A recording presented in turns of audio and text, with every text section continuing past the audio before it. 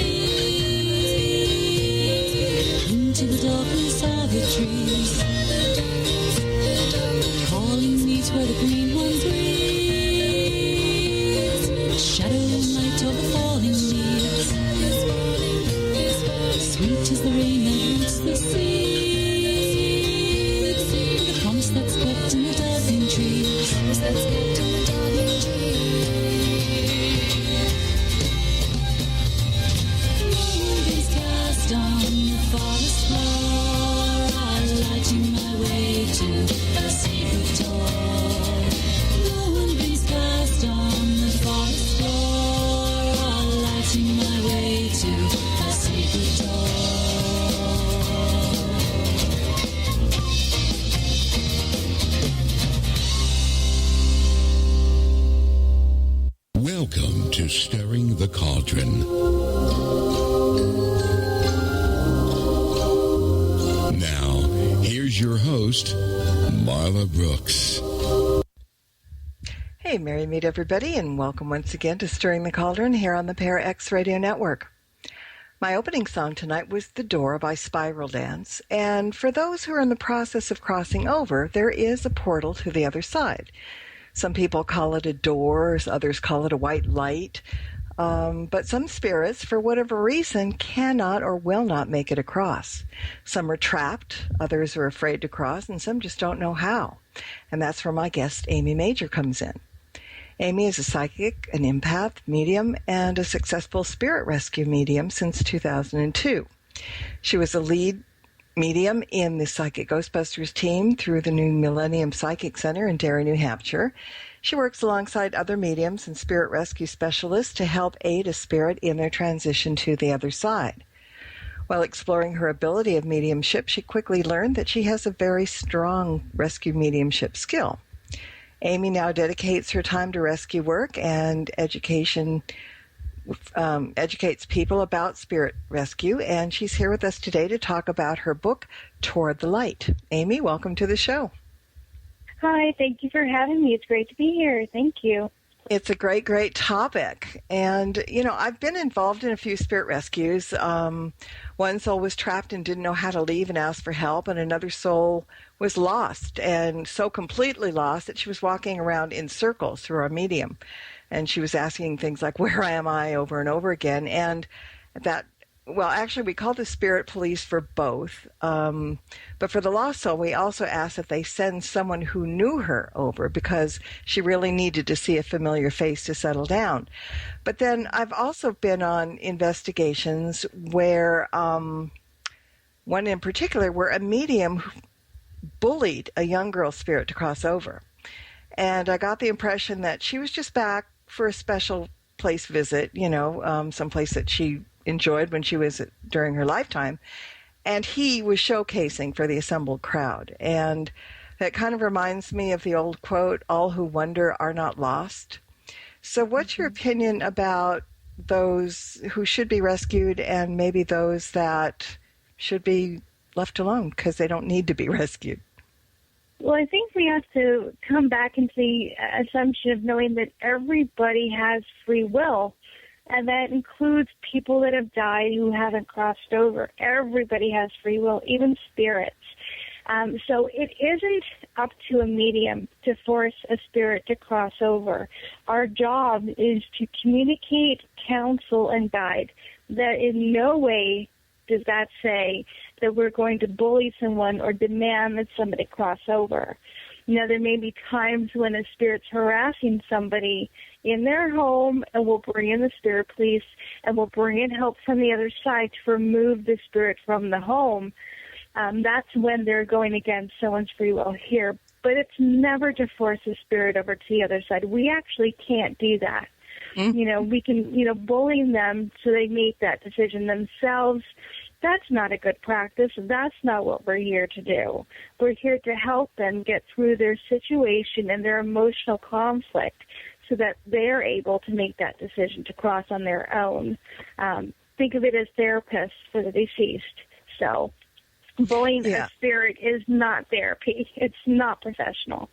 No, I bit my tongue so hard that I almost had two tongues because I really couldn't say anything, but I wanted to. It was just, this poor little girl had kind of grown up in that place. We knew the history of the place, and the medium kept saying, you go cross there. Your parents are there waiting for you. How can you leave your parents on the other side and you're on this side? And first I started eye rolling, and then I started toe tapping, and then I crossed my arms really tight because I was making a fist, and then I just kind of walked away because, it's ridiculous. But there are a lot of people out there, especially, I don't know especially what they are, but I've heard so many people say, well, I went to this haunted location and I crossed 500 spirits over that day. And I'm thinking, what a fool, because I agree with you. You can't cross somebody over that doesn't want to go. 99% of the time they have already crossed and they're just coming back. But we're going to get into some reasons why some haven't crossed in a minute. But a moment ago, I mentioned the term spirit police, and it was a term that I was introduced to by a medium friend of mine a long time ago. But some people who heard the term might have thought that I was joking. But in the book you talk about spirit police as well. So who exactly are they and what do they do? That's very interesting that you said they came up with that term a while ago, because that was the term that Spirit gave me. So because it's so much easier to say that, because people here in the physical world have something to affiliate it with. So if you think about it, if there are spirits in your home or around you and they're harassing you, you usually call in some type of security to come and have them taken away. Because if you think about it, once a person dies and becomes a spirit, they now fall under something called spiritual law. That means they cannot do anything to harm you or go against your free will. It's against spiritual law. So there are actually spiritual beings on the other side that oversee spiritual law within the planes of existence. And they're just what I call spirit police, because I thought it was a fun term, something that everybody can understand. And I bring them in when I'm in need of assistance to help clear a negative spirit from a place. And I work very well with them. And I think it's something, a spiritual force that anybody can call in. They're there to help you, especially when you're in need. But the big thing about spirit police is you can't just say, okay, I need your help, because it doesn't quite work that way. They're going to listen to your emotions and your thoughts before they listen to your words.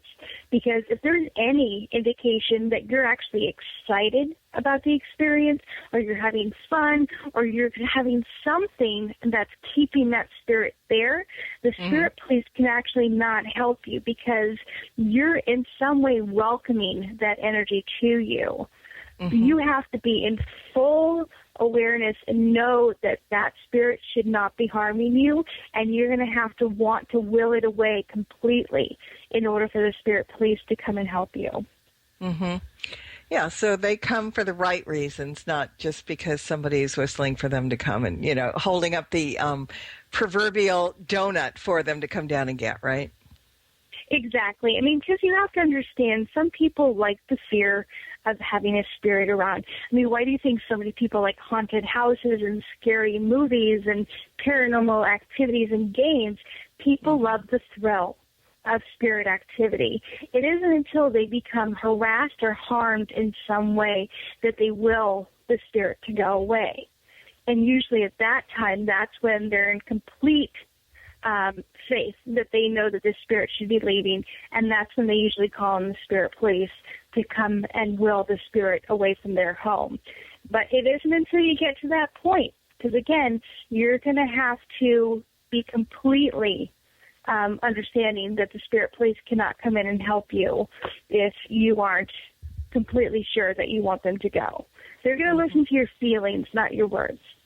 Mm-hmm. And so many people do that. They will send away a spirit, or somebody will come in and send it away. And the minute they're done, they will go back to the same behavior. They will call it, "Oh, we miss him. Well, Joe, come back. You could, if you'll behave, you could come back." That kind of stuff.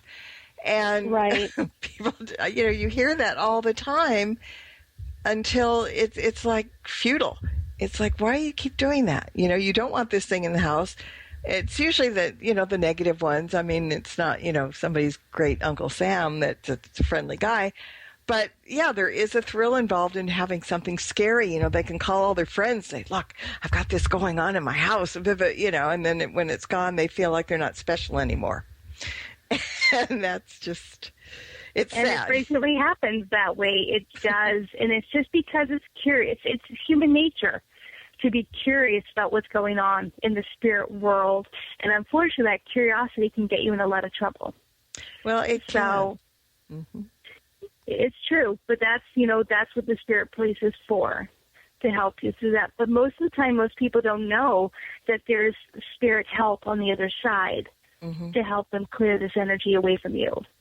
Yeah. And that's what I explain in my work is, how do you ask for help? How do you know when to ask for help? And I think it's something that everybody should know, especially when they're dealing with spirit energy. Mm-hmm. And not to get to the point that you need help for something really bad. It's like, don't summon something that you can't banish. I mean, that's kind of the bottom line here. Let's see how we can get somebody, what horrible person, what negative entity can we come in? And we can take care of that. They hurt other people. They won't hurt me. So, and there you go. So it's good to know that the spirit police are there to help.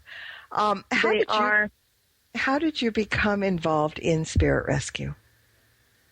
Well, it really, through my whole childhood, I heard spirit and my guides in my head my whole life. I was having conversations with them as a child. But I didn't know it was spirit. I didn't know anything about guides. I didn't know any of this. I had a very closed childhood. I didn't have a lot of faith. No one ever talked about death or dying or guides or angels. So it's something I had to learn throughout time.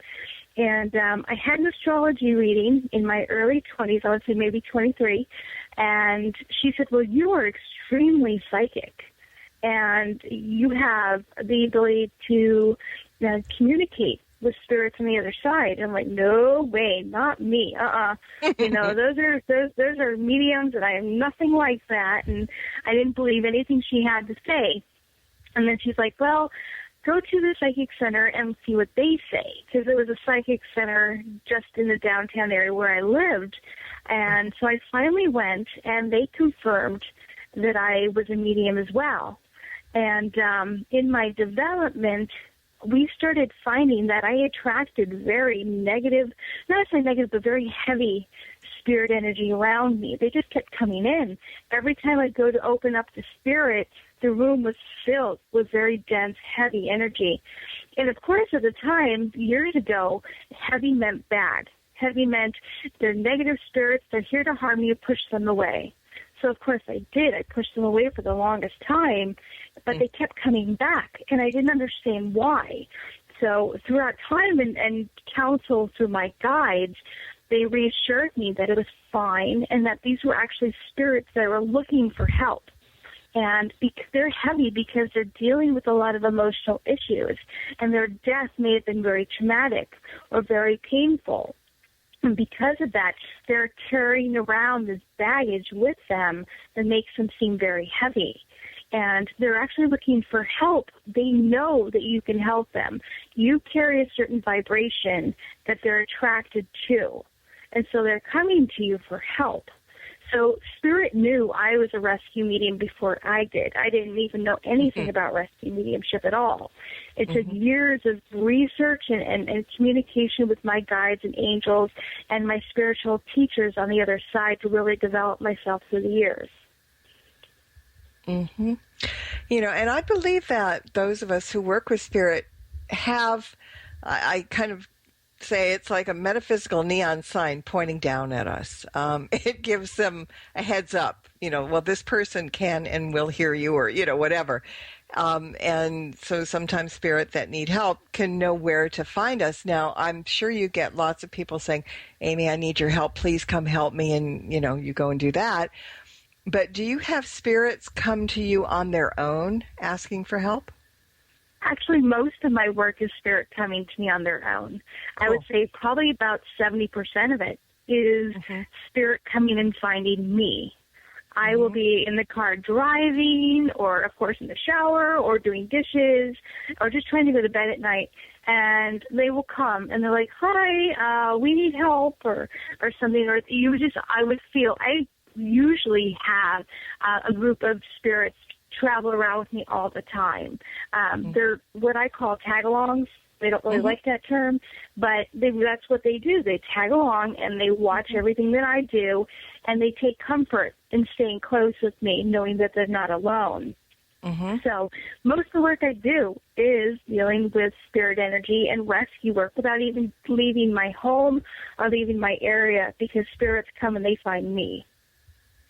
And, you know, that's interesting because I'm clairaudient, and I've heard some of the damnedest things over the years.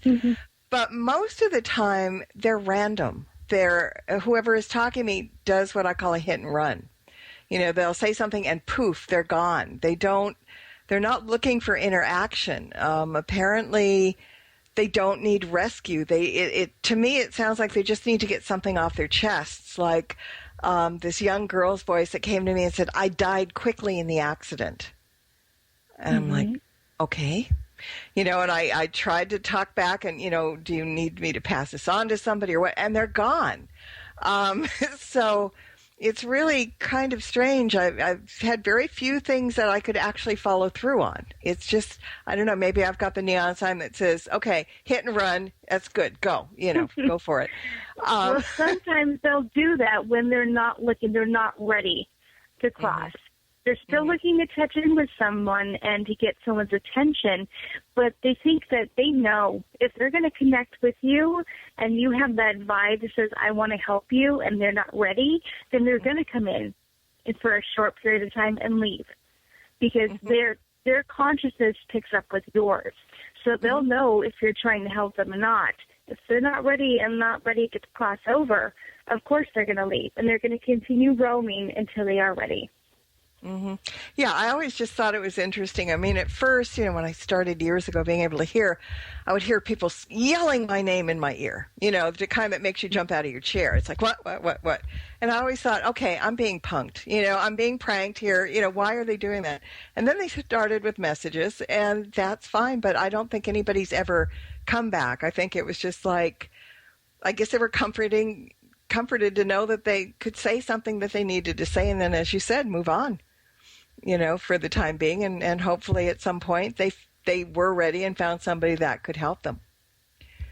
Well, sometimes all it takes is just speaking to someone and knowing that you've been heard.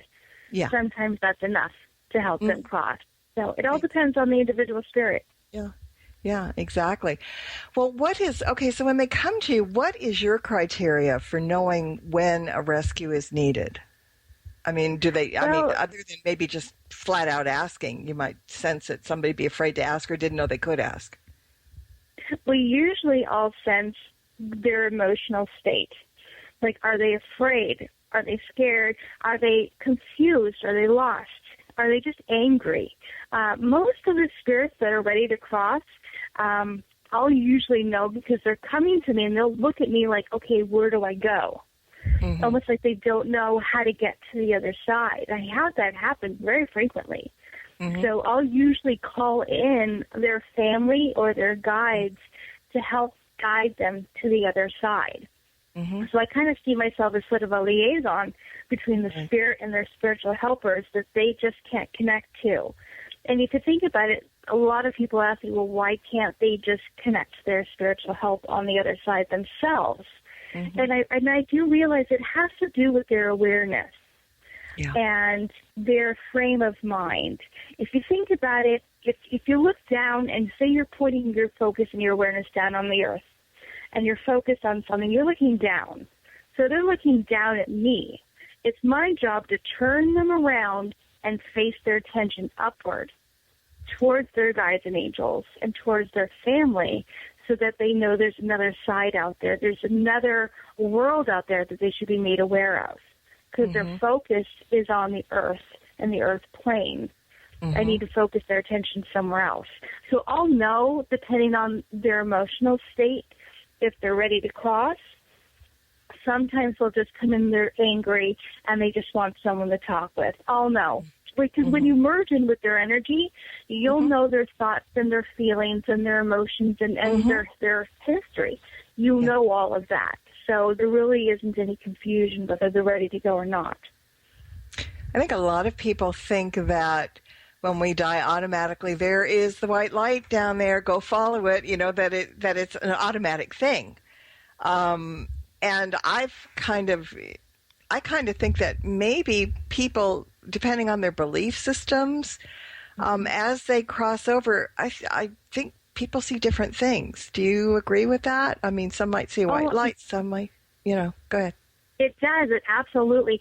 I've heard so many times that some people see the white light. Other people feel like ejected out of their body all of a sudden. Some people say they've just been surrounded by family and friends and guided to the other side.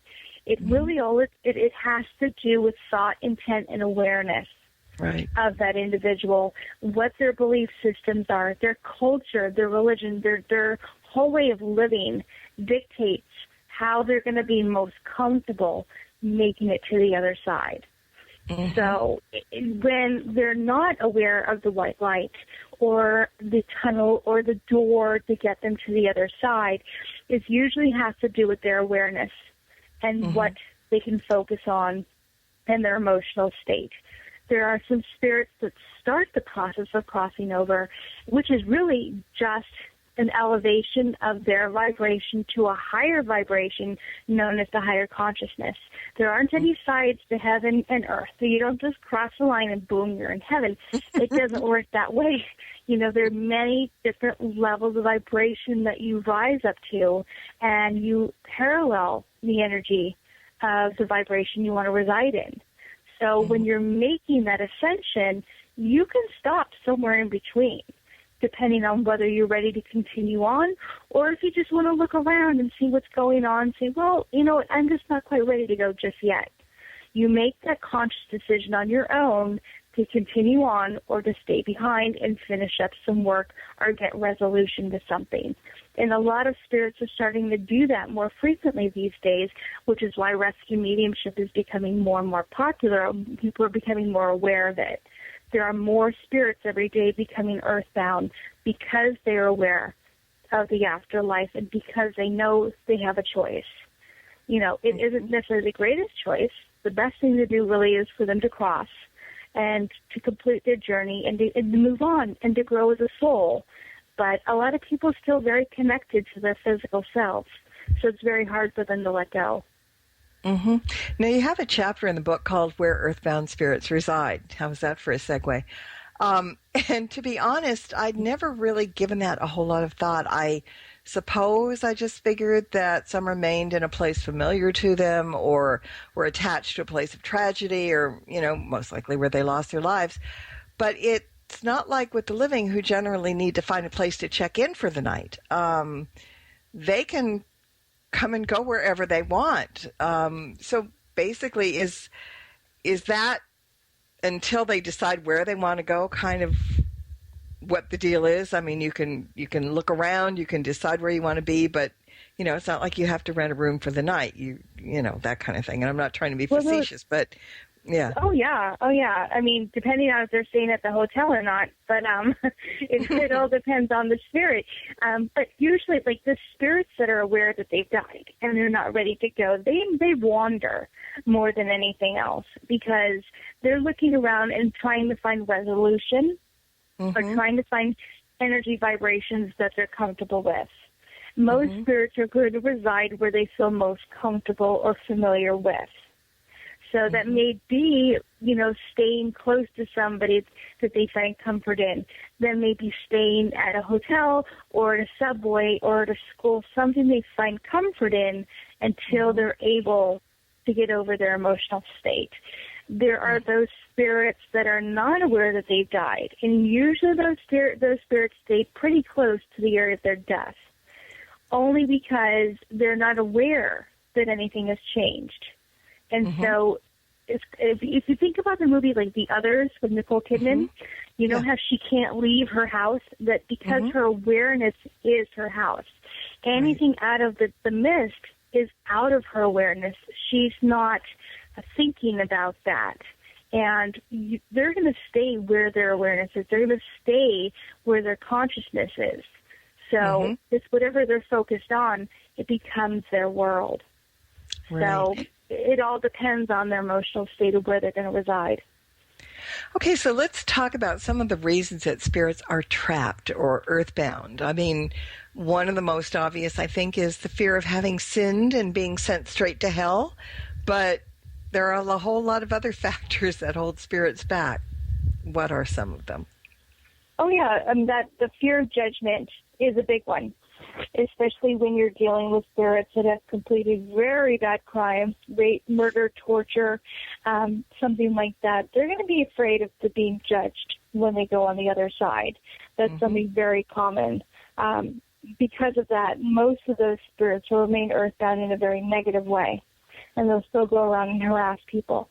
Other reasons that spirits do not cross, there's anxiety around their death.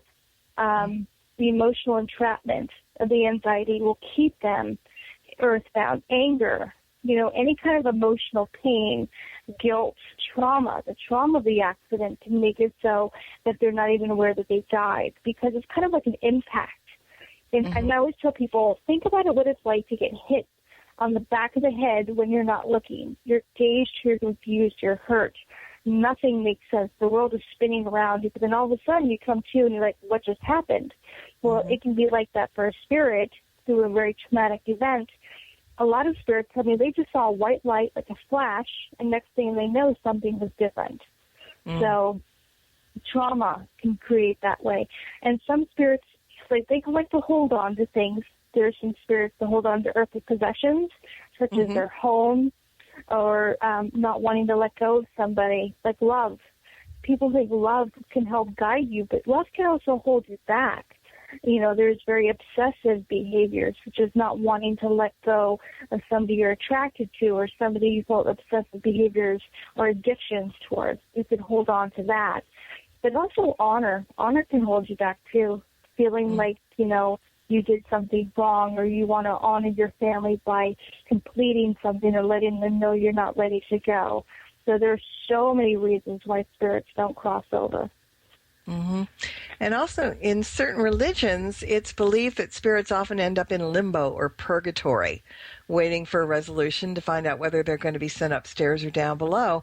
In your belief system, is there a heaven and hell, or is there basically the other side that doesn't either give you wings and a harp or the opportunity to stoke fires and be jabbed with a pitchfork all during eternity?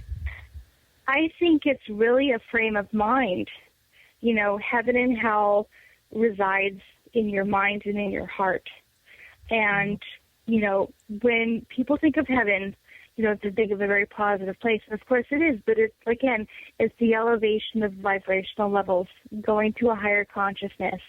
So if you think of hell, think of the opposite, lowering your consciousness and going down into a very dense, dark consciousness, which is the absence of love. And so if you think about it, those spirits that have done things and they're afraid to move on to the other side because of the guilt or the anger and the rage that they have, that can actually create a very negative environment around them because their emotions create their reality. So it can seem like a very hellish place for them because that's what they expect when they're dead. That's what they're expecting to see. So our thoughts create our reality.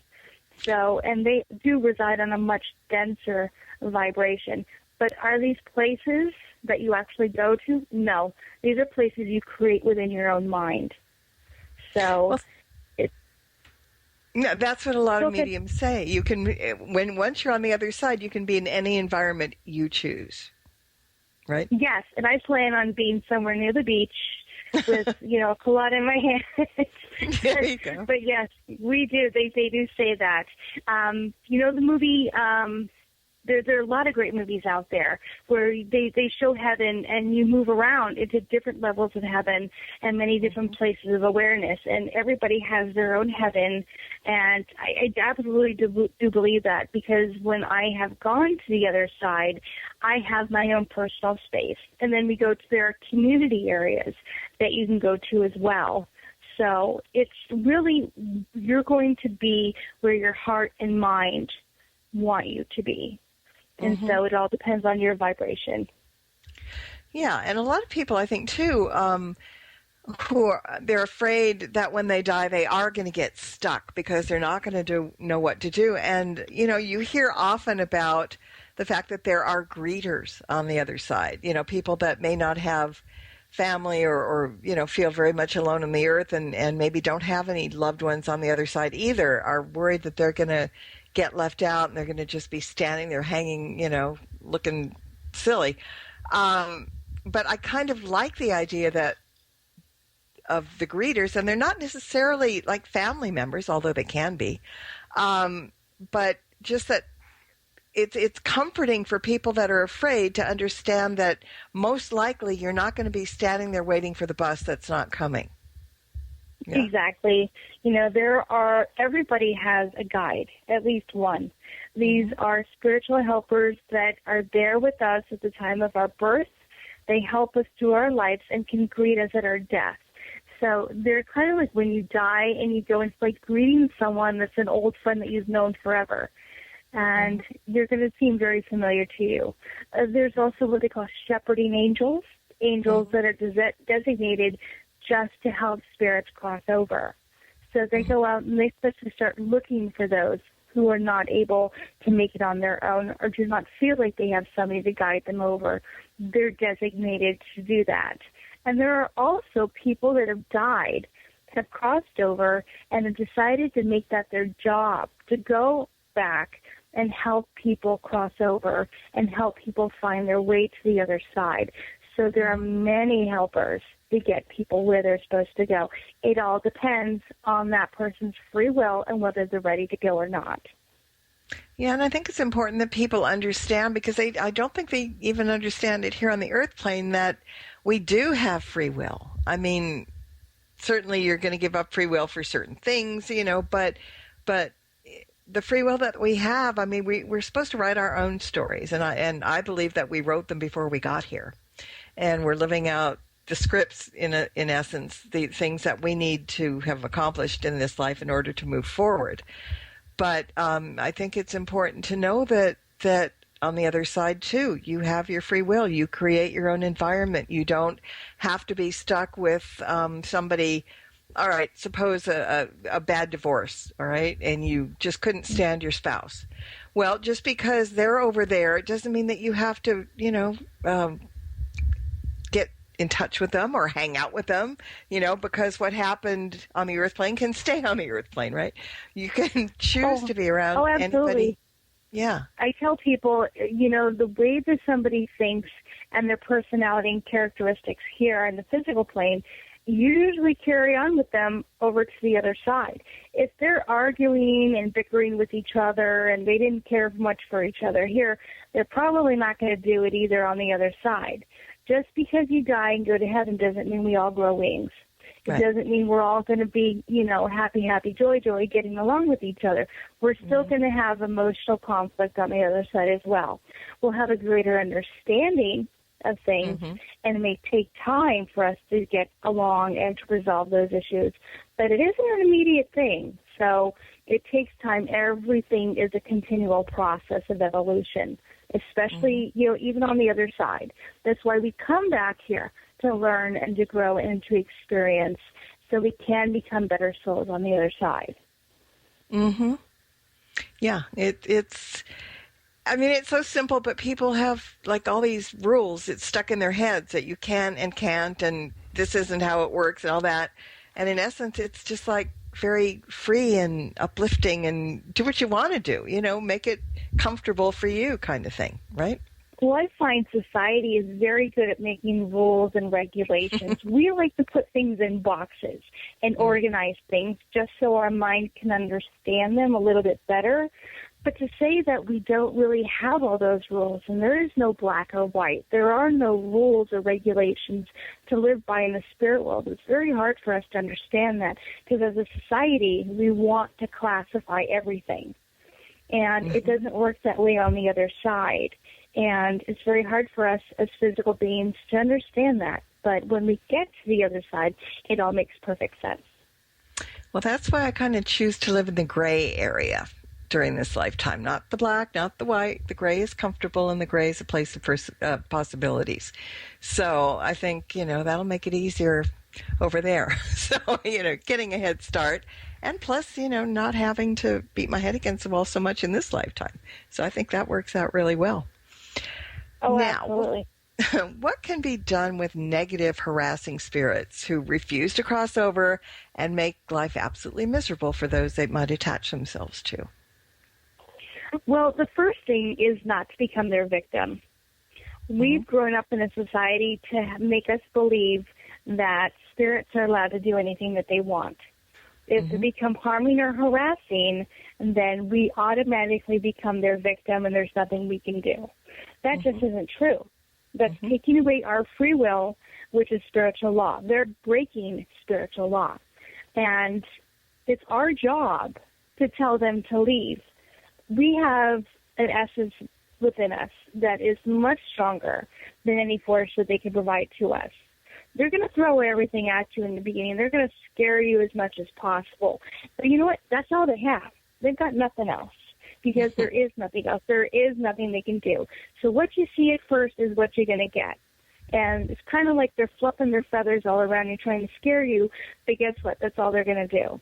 So what you need to do is be firm and control your space, knowing they cannot harm you. They are not allowed to physically harm you. Once they do, or if they do, that's when you call in help from the other side and you have them removed. There are other ways to help protect you. There are tools that you can use. There's salt. We like to use that to neutralize the area around you. Lighting candles. Candles set off a vibration because they get your thought and intent in the right place that helps raise the vibration. A lot of people like mirrors. Mirrors are a great reflective energy. They'll reflect back to the sender, so any negative energy they send out to you will be reflected right back at them. So there are many great tools out there that you can use to help get your frame of mind in the right place to know that you're in control. But bottom line, don't be afraid to speak up and claim your turf. It's your turf, not theirs. Right? Exactly. And I think once people start having fear and start thinking that the spirit's in control, you've already lost, because you've given over your free will to them. You've given over any control that you have. And they're going to immediately penetrate into your emotions and your thoughts. And they're going to change things. Once they become attached, then they'll start trying to scare you in many different ways. So you have to keep a level mind. You have to understand they're not allowed to do this. Think of them as this. They're a bully. We have, rules here. We're not allowed to bully each other here in school. And no policy is where, you're just going to stand up to bullies. Just because a person's in spirit doesn't mean they can't still be a bully. Mm-hmm. So stand up to them. Tell them that you're not going to allow them to harass you. Just because they don't have a body doesn't mean you can't tell them what to do. Mm-hmm.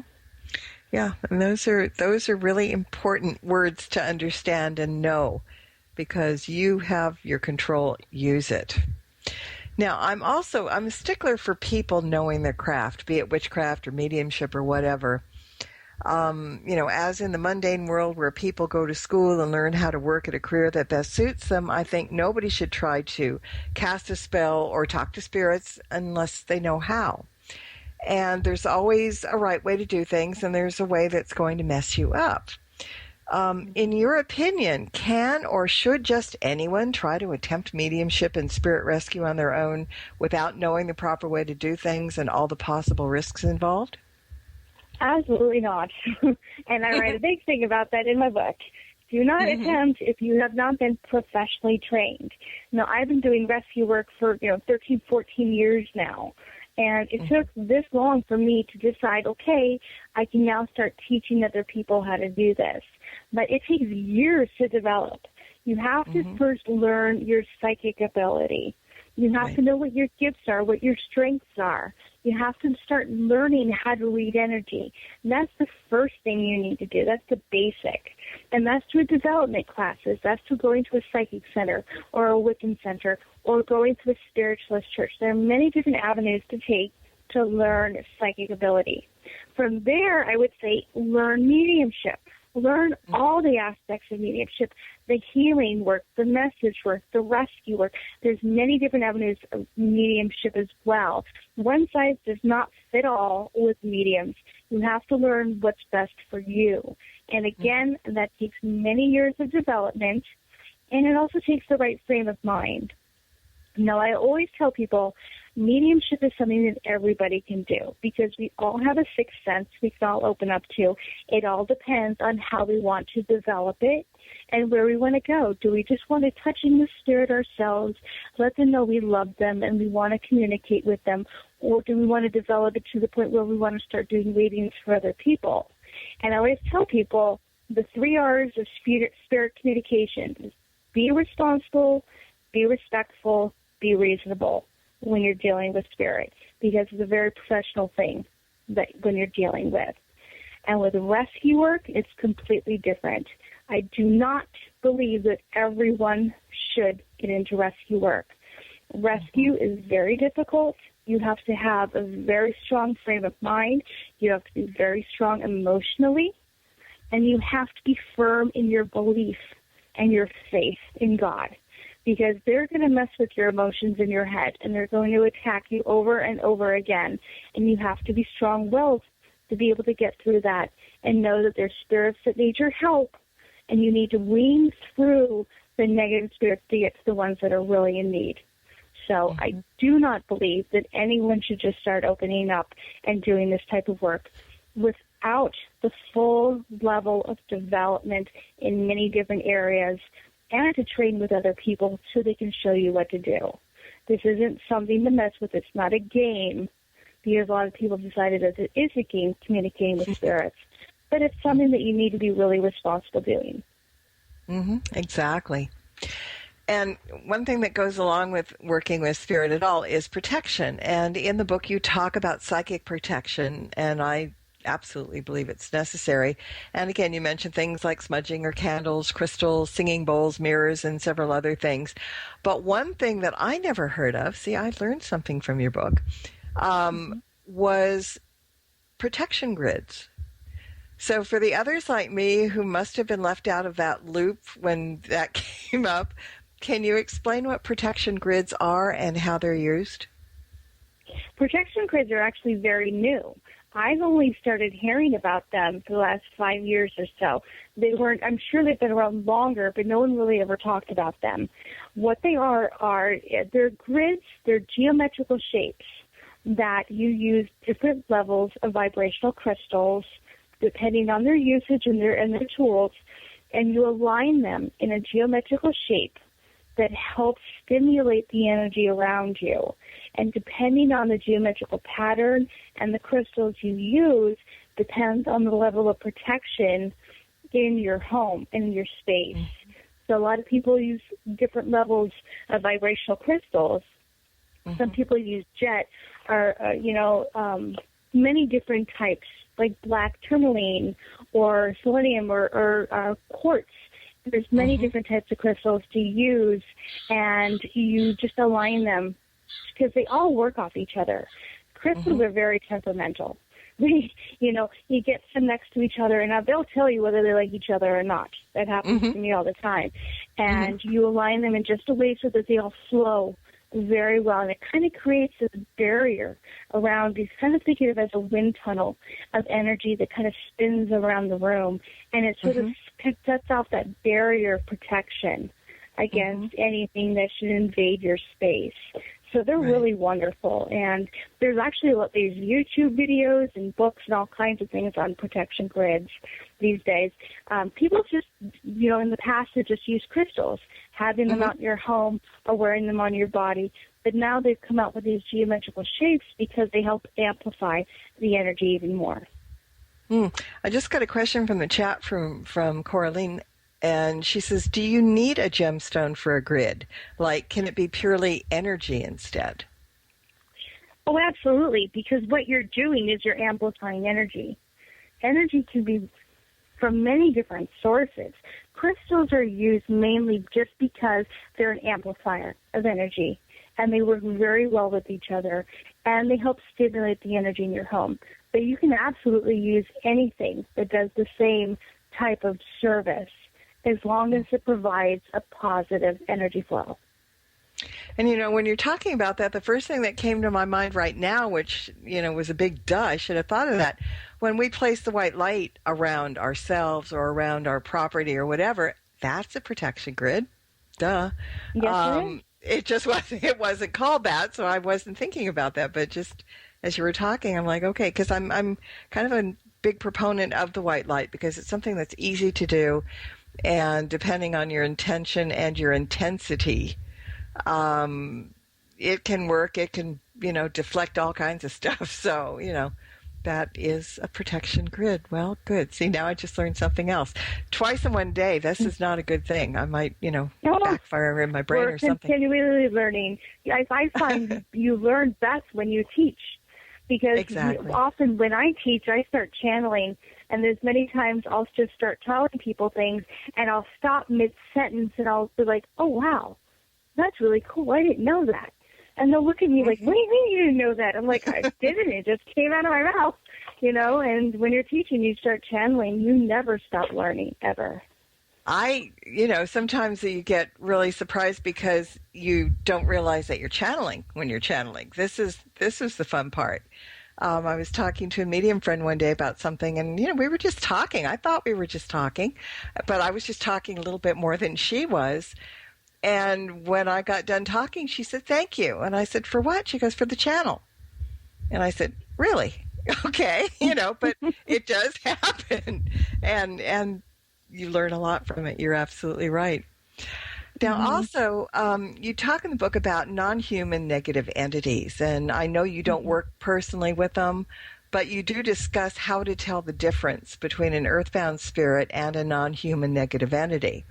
So what are the telltale signs? Because I think people sometimes, you'll get a spirit that was just a crusty person here on Earth, and, they're on the other side. They've got the same personality, but people might think because they're crusty over there that they're, a bad entity, a demon or something. So I think it'd be good to kind of clarify the signs between one and the other. Well, usually demons are what I call non-human negative entities. They are a much denser vibration than earthbound spirits. Now, you might find an earthbound spirit that's really nasty. They've got, they've done really bad things in their life. But you know what? They're still a person. They still have that essence within them that connects to God. and to each other. It's what we call the divine spark, or the white light from within. We all have this spark within us that connects us to the divine energy. So they may have layers of emotional issues on top of this white light, but you can still see it. You can still see that in them. At least I can. And when I'm dealing with a demonic energy, they're the absence. They do not have this divine spark within them. They're what I like to call hollow. They have nothing within them other than pure negative evil intentions. And they feel much darker. They feel much colder. They feel kind of sinister-like. Like it feels like all the happiness has been taken out of the room, and you have nothing but pure fear. And you feel threatened when you're around there. Now, when you're dealing with an earthbound spirit, and they get kind of nasty, it doesn't have that deep sense of darkness within them that a demon energy will have. And usually, earthbound spirits, they might be seen as an orb or as a white mist, or you may have seen an apparition walk by you, but they create and they manifest signs that are not evil. But when you're dealing with a demonic energy, they can shapeshift. They can move into different forms. Like, I used to have, when I was developing, I would wake up in the middle of the night and I would see huge black spiders crawling along my ceiling and like demonic energies crawling up my bed. And they would have very white faces with deep, dark eyes. And it was very, very, very dark. And I had to learn how to protect myself against that when I was developing.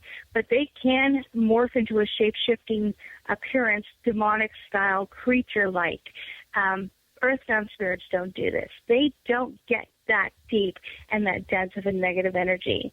Only demonic energy does.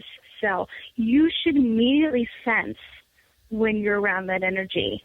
They may come to you, look like a child, but if you sense and feel what it's like inside them, you'll feel nothing but pure hollow, deep evilness within them that has no divine spark. So I will know as a medium what level of energy that they're at. And if it is a demonic energy, I'll usually call in specialists that work with that type of energy particularly. Yeah, that's like the main thing to do. Call somebody who handles that kind of stuff. I got a question from Cy in the chat room. He says, can a demon have a spark be put inside of them? No, absolutely not. The spark is something that is within us, that is a connection to God. And that's something that is that's put into us at a time of our creation. And if you think about it, it's a connection to God and a connection to each other. Think of it as God's connection to you and God radiating from within you. And a demon will not have any connection to God whatsoever, not with a divine spark.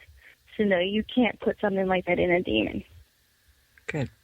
All right. Well, time is running short. So before we go, we got to get a couple of things done here.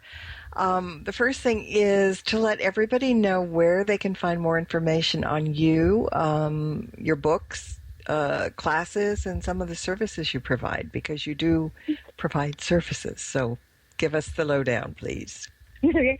Well, my book, Toward the Light, can be found on many different retailers, Barnes & Noble, Amazon. I think Amazon only has one book available left. They're almost sold out, but you can also find it Barnes & Noble, Walmart, Target, even on eBay. Or you can go to your local bookstore, support a local bookstore, and see if they have it. If not, they can order it from the publisher. Right. You can also find my services through my website, amymajor.com, or you could find me on Facebook under Amy Major Rescue Medium. Hit like, and you can see all the things, all the services I provide, all the classes I teach. I am going to be starting an intermediate mediumship class over the summer through the spiritualist church that I attend, as well as we're going to have a red light seance, a few meditations. We have table tipping sessions that we're going to be doing. So a lot of fun this summer to connect the spirit. And just because we're talking about services, maybe you kind of want to mention a couple of them that you do provide? Oh, the services I provide, I do provide. I've had a lot of people contact me from all around the country. I do provide online readings through my website, and usually people like that, they'll request it from me, and I'll send them an emailed reading that way. I do provide a lot of local services. Anyone who feels they may have a spirit attachment, I will do a cleanse and clear of their energy and aura, and I will provide a very positive energy around them, as well as provide them tools to cleanse as well. I do a lot of medical intuitive readings and hands-on healing. And I also do it a lot when people feel like they've got a lot of negativity going on around them. If they feel their aura is drained or their chakras may be off balance, I'll work with that. I'll clear up their chakras. I'll rebalance.